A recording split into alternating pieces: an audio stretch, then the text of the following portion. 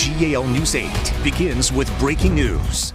Deja vu on the tracks in Lancaster County. For the second time in a week, a train and a truck have collided along an intersection in Penn Township. Welcome to News 8 at 5. I'm Jerry Gish. And I'm Lori Burkholder. It doesn't appear that anyone was hurt. Let's go to Meredith Jorgensen. She's at the scene with what happened. Meredith?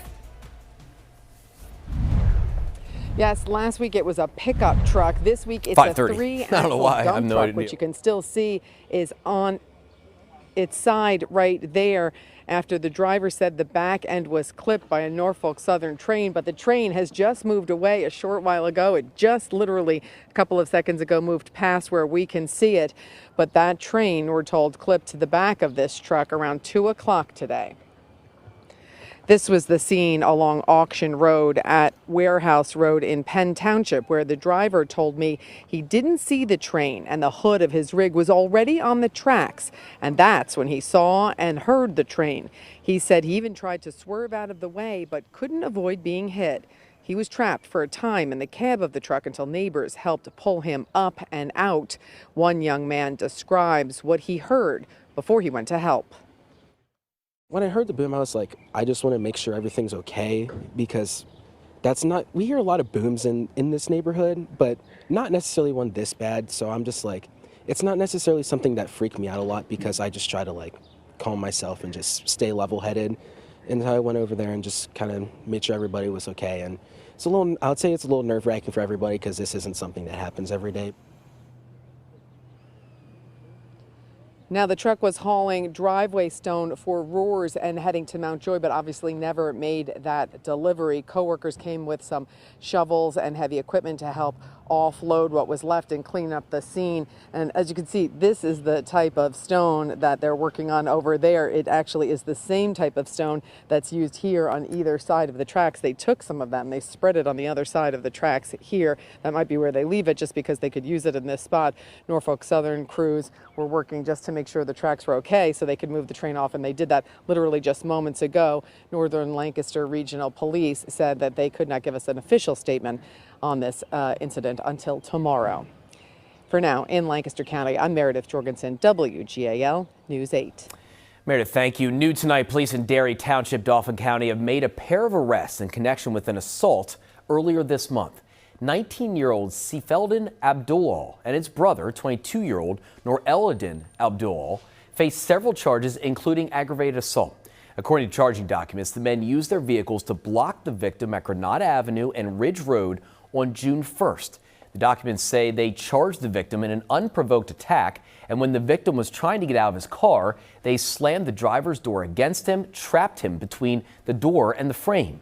Investigators also say they punched the victim about 20 times. And Seifeldin Abdul was wearing carbon fiber knuckled motorcycle gloves. The victim was in a car with his wife and one-year-old child. And tonight, we've learned that a Franklin County woman was killed after a motorcycle collided with a horse and buggy. State police say this happened on Path Valley Road, right near 75, near South Dry Run in Fannett Township on May 23rd. State police say 30-year-old man on the motorcycle attempted to pass the horse and buggy, which was occupied by a 69-year-old man and a 68-year-old woman, when that buggy started to make a left turn and the motorcycle collided with it. The motorcyclist and the two horse and buggy occupants were all thrown from their vehicles and taken to the hospital. The horse and buggy passenger, identified as 68-year-old Elizabeth Sworry, died from her injuries last week. Guilty as charged. Today, a jury of 4 women and 8 men found a York County teenager guilty of third-degree murder and reckless endangerment. A 6-day trial ended with Nolan Grove being convicted in the shooting death of 12-year-old Kane Highland 2 years ago in Red Lion. News 8's Sarah Metz is live outside the York County Courthouse. She was there when the verdict was read today. Sarah. Yeah, tears were flowing on both sides of the courtroom today as that verdict was read. Nolan's family was crying sad tears, Kane's family crying happy tears. And actually, Nolan's mom ran out of the courtroom before Nolan could even be placed in those handcuffs because she was so upset. This is new video of Nolan Grove leaving the courthouse this afternoon after the first round of jury questions came through. There were 4 in total, but Nolan's defense attorney says he was confident until jurors asked one question particularly about if Nolan knew that there was a bullet in the gun before he pulled the trigger while it was aimed at Cain. With regard to the first question that was asked as whether or not it had any legal relevancy as to whether or not Nolan thought the gun was unloaded. Obviously it does, because that's the risk he had to assess. In his mind, he was convinced that it was unloaded, but obviously it wasn't. So based on that, I think the response the judge had given to the first question was not correct. But ultimately, the jury sided with the state. They believed Nolan had malice and they found him guilty of third-degree murder. How is Nolan taking it? As well as could be expected for a 15-year-old. How do you think he's taking it? I also noticed a very odd stare down. That's the only way I really know how to describe it, between Nolan and 2 younger boys who were sitting with Cain's family.